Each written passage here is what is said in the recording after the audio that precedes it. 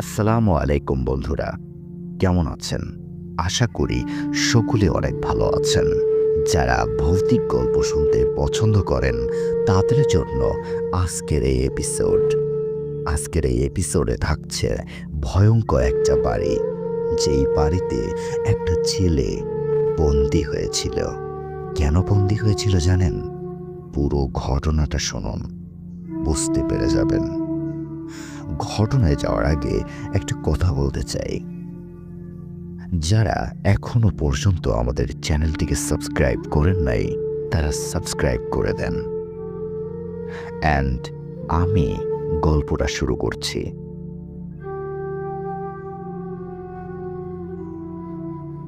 সালটা 2017।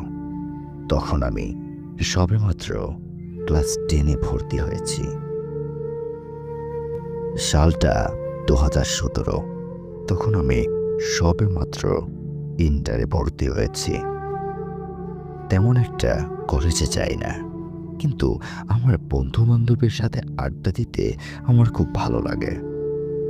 আমার বন্ধু রিফাত আমাকে ফোন দিল। ফোন দেওয়ার পরে বলছে যে, বন্ধু তাড়াতাড়ি চলে আয়।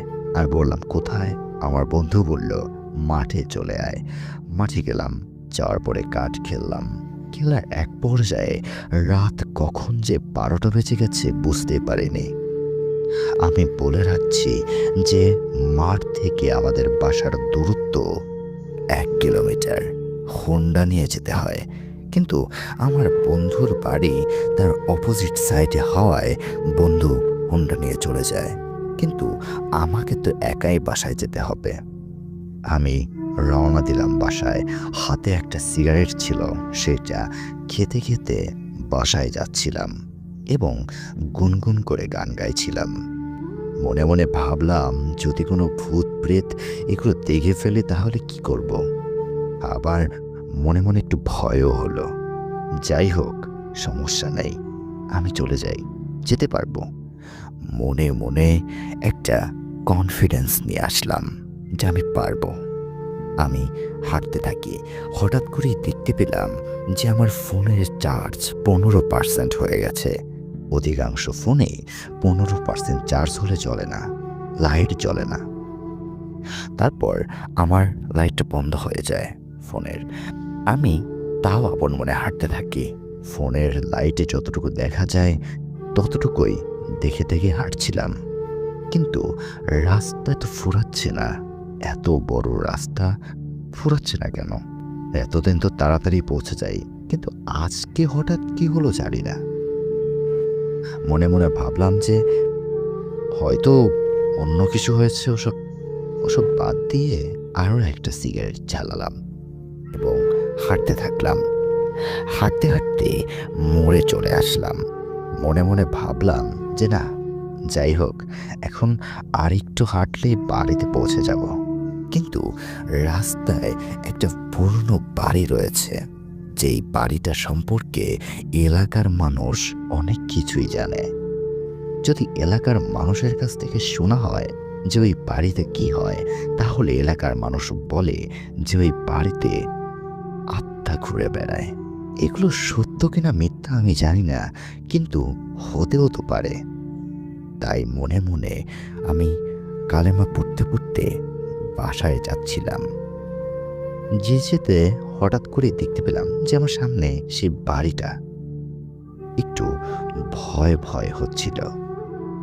রাস্তায় তেমন একটা মানুষজন ছিল না। আমি একা, গাড়ি ঘোড়াও সেরকম নেই যে উঠে যাব। আর কিছুক্ষণ হাঁটলেই তো আমাদের বাসা। গাড়িতে ওঠার কোনো প্রয়োজন বোধ মনে করছি না। এখন কি করব? যাই, বাসায় যাই। ওদিকে আর না তাকিয়ে যেই সামনের দিকে হাঁটা দেব, ঠিক তখনই ওই বাড়ি থেকে একটা আওয়াজ এলো। মনে হচ্ছিল যে কে যেন একটা কাঠ দিয়ে টিনের উপরে বাড়ি দিলে যেরকম আওয়াজ হয়, ঠিক সেরকম আওয়াজ। মনে মনে ভাবলাম যে হয়তো উপর থেকে কিছু একটা পড়েছে হয়তো বাড়িতে। তারপরে আমি দেখতে পেলাম যে একটা মহিলা কান্না করছে। মনে মনে ভাবলাম যে এইটা আবার কিসের আওয়াজ? কান্নার আওয়াজ তো মনে হচ্ছে, কিন্তু আসলে কান্নাটা করছে কে? তারপরে আমি যেটা করলাম সেটা হচ্ছে সেই বাড়ির গেটের সামনে একটু দাঁড়ালাম। দাঁড়ানোর পরে আমার পুরো শরীর একদম অবেশ হয়ে যাচ্ছিল। মনে মনে ভাবলাম যে আমি হয়তো অসুস্থ হয়ে পড়ব এখন। কিন্তু একটু পরে সব কিছু স্বাভাবিক হয়ে যাওয়ায় আমি মনে মনে ভাবলাম যে যাই, এখন বাসার দিকে রওনা দেই, এখানে আর থাকবো না। যখন ঘাটটা ঘুরিয়ে আমি রাস্তার দিকে আসবো, ঠিক তখনই পিছন থেকে একটা বুড়ো মানুষ আমাকে ডাক দিল, এই বাবা, এদিকে আসো। আমি পিছনের দিকে তাকাতেই দেখতে পেলাম যে প্রায় ৭০ বছরের একটা বুড়ো আমাকে ডাকছে। আমি কোনো কিছু না ভেবে আমি সেই বুড়ো লোকটার কাছে চলে যাই। যাওয়ার পরে বললাম যে আপনি এত রাতে এখানে কি করছেন? তারপরে সেই বুড়ো লোকটা আমাকে বলল যে এখানে এখানেই আমার বসবাস, এখানেই আমাকে থাকতে হয়, তাও একা একা। আমার আমার একটু ভয় ভয় লাগে জানো। আমি বললাম, ভয় ভয়? একা একা এখানে থাকেন কেন?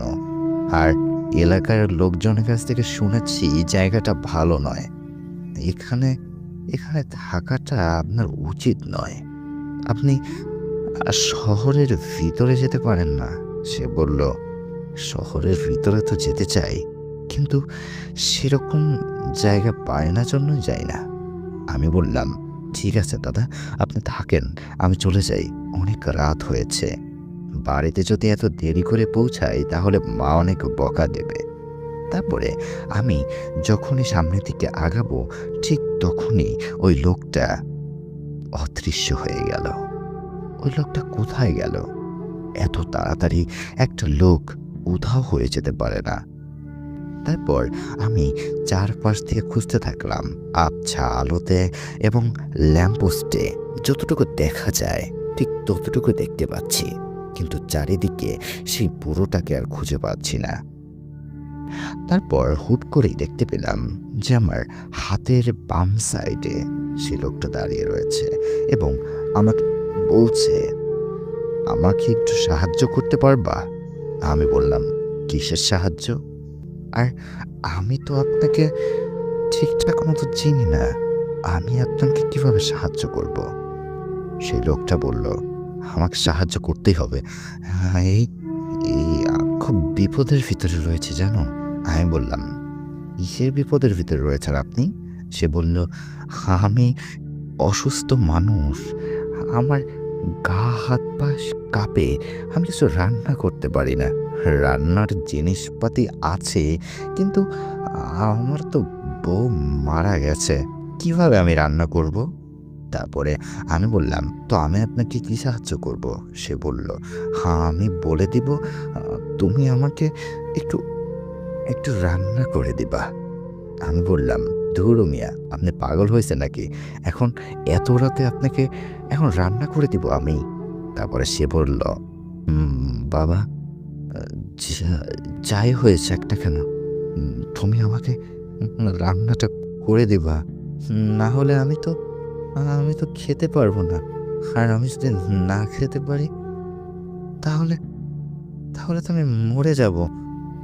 আমাকে বাঁচাও, আমাকে বাঁচাও। এরকমভাবে যখন আমাকে বলল, আমি একটু রাজি রাজি ভাব হলাম, যদি আরেকটু বলে তাহলে আমি যাব। তারপরে সেই লোকটা আমার পা জড়িয়ে ধরল। আমি বললাম, ঠিক আছে, আমি যাচ্ছি। তারপরে সেই ঘরের ভিতরে আমি প্রবেশ করলাম। মনে মনে একটু ভয় ভয় হচ্ছিল, কিন্তু এখন আর কিসের ভয়? রুমের ভিতরে তো ঢুকেই পড়েছি, এখন এই লোকটাকে রান্না করে দিলেই বাঁচি। ফ্রিজ থেকে ডিম বের করলাম। ডিম বের করে যখনই ভাজতে যাব, ঠিক তখনই মেঝেতে আমি যেটা দেখতে পাই সেটা দেখে আমি রীতিমতো অবাক হয়ে যাই এবং আমার পুরো শরীর অবেশ হয়ে আসে। মনে মনে ভাবলাম যে আমি কি সেন্সলেস হয়ে পড়ে যাব? তারপরেও আবার ভাবলাম যে আমি যদি সেন্সলেস হয়ে পড়ে যাই তাহলে আমার কি হবে? আমি নিচে যেটা দেখতে পেয়েছিলাম সেটা হচ্ছে একটা একটা মানুষের হাত কাটা অবস্থায় পড়ে রয়েছে। এটা যখন আমি দেখলাম, দেখার সাথে সাথে আমি আমি পুরোপুরিভাবে বমি করে দেই। বমি করে দেওয়ার পরে আমি বাইরে আসার জন্য দৌড় দেই। এক দৌড় দিয়ে গেটের কাছে আসলাম। গেটের কাছে আসার পরে গেটটা অটোমেটিক বন্ধ হয়ে গেল। বন্ধ হয়ে যাওয়ার পরে আমি কি করব কিছুই বুঝতে পারছিলাম না। তারপরে দেখতে পেলাম যে ওই বুড়োটা আমার সামনে দাঁড়িয়ে রয়েছে। কিন্তু এই বুড়োটার শরীর দিয়ে এসব কি ঝরছে? মনে মনে ভাবলাম যে এটা এটা মানুষ হতে পারে না। এটা মানুষ নয়। এটা অন্য কোনো কিছু। মানুষ তো কখনো এরকম হতে পারে না। আমি আমি এখন কি করব? আমি দেখতে পেয়েছিলাম যে তার হাত একটা কাটা, আর তার এক চোখ নেই। এটা দেখার সাথে সাথে আমি সেন্সলেস হয়ে পড়ে যাই।